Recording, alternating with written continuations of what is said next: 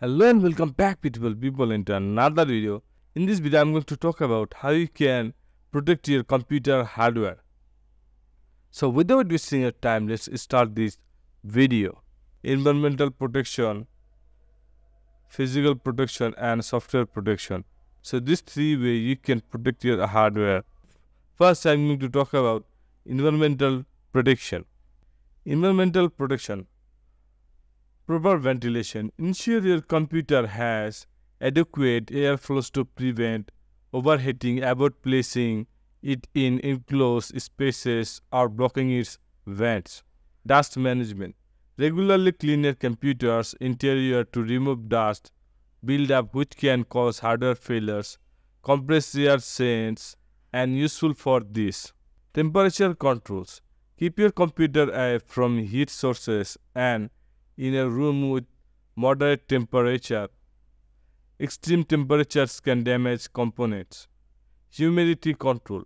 High humidity lead to corrosion, so maintain a balanced humidity level in your environment.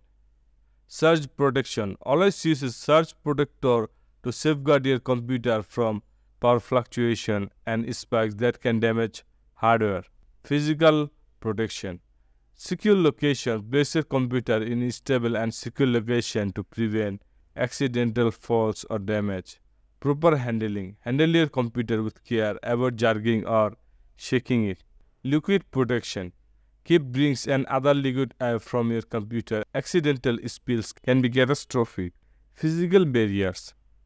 Consider using a hardware cover or dust cover when not in a use. Protect against dust and scratches. So guys, there are another way you can also protect your computer by your software.